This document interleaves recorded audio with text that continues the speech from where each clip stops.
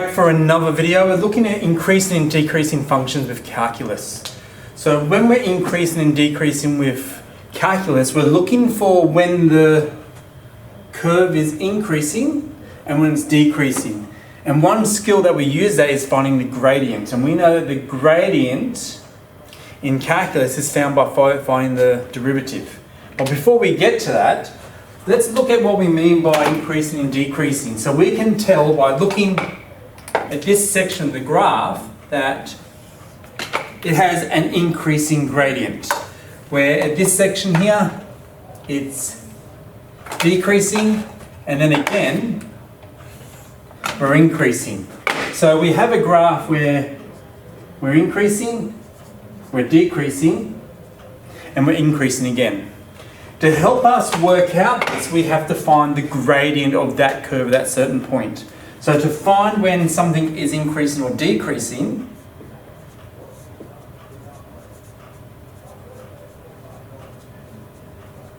so increasing or decreasing,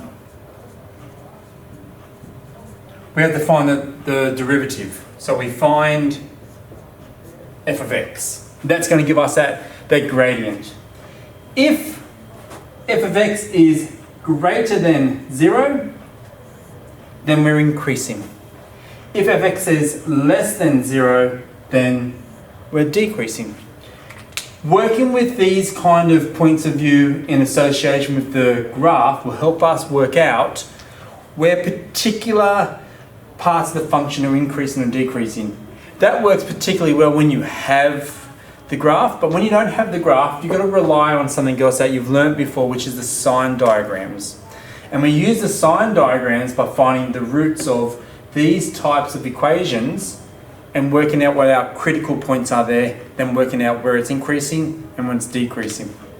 So let's do some examples so you can see how that works. We've got 3 examples that we're going to look on in this video here today, and then we're going to look at another one in a few minutes.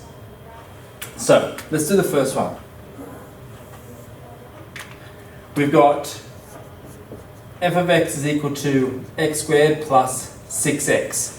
First step is let's differentiate this. So this gives me 2x plus 6.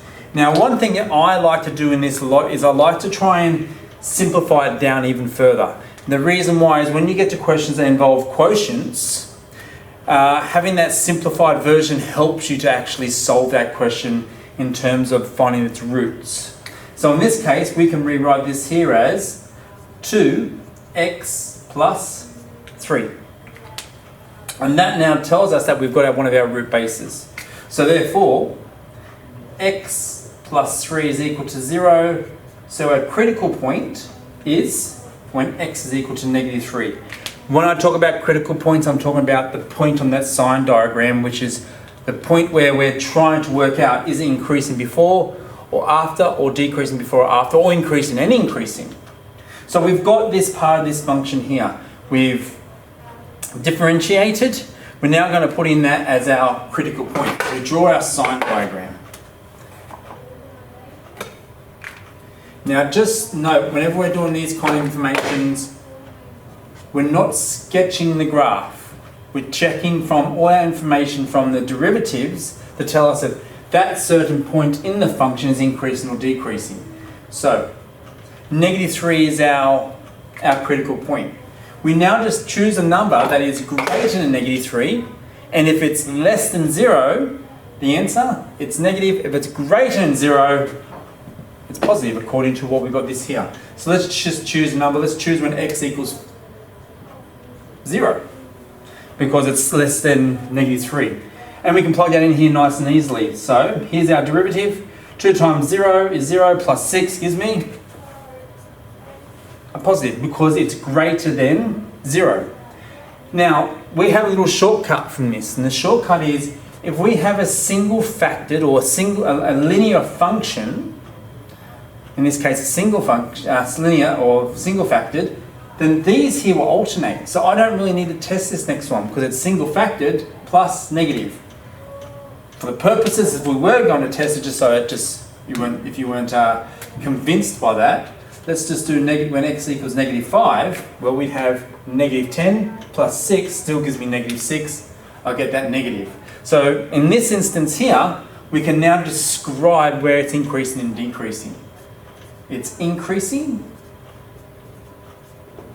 when x is greater to or equal to -3. So we're increasing in this sense here. And it's decreasing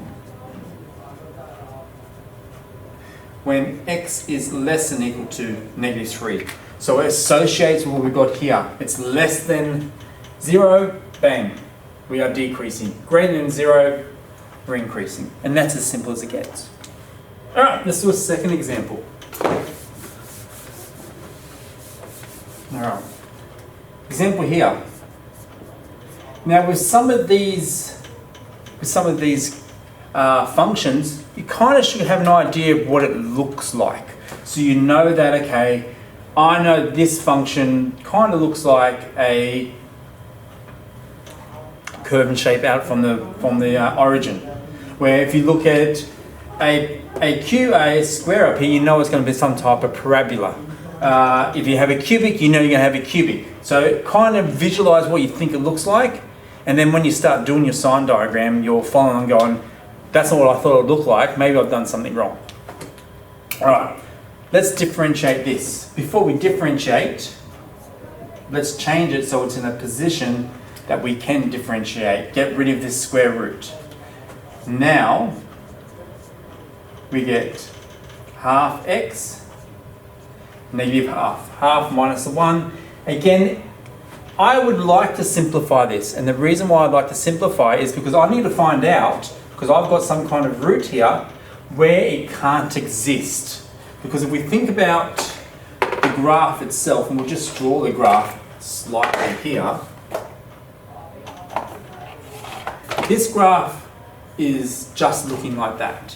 So it's telling me that it can't exist in this negative section. So let's now have a look at this. So let's rewrite this here as 1 over 2 root x. Okay? Now we can start equating. Remember, things are undefined when the denominator is equal to 0. So we know that x has to be greater than 0 in this instance, because anything less than 0 in here is going to give me a negative value, and a negative value is undefined. So therefore, I now have my critical point. I don't have to do any working out. So I know that it can't be less than 0. So let's just extend this out. So we can say that this here is undefined. So we've got 0, and because it's got to be greater than 0, there's our graph. Okay? So it's undefined when it's less than 0, and then from that point on, it's saying it's got to be greater than 0. That's our section. So what we would say here is increasing for all x as long as x is greater than 0. When x is greater than 0, and it never decreases. All right. Let's look at the last example.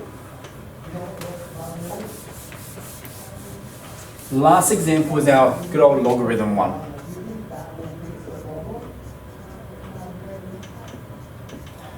Okay, let's differentiate it. So we differentiate and we get 1. The derivative of this is 1 over x plus 2.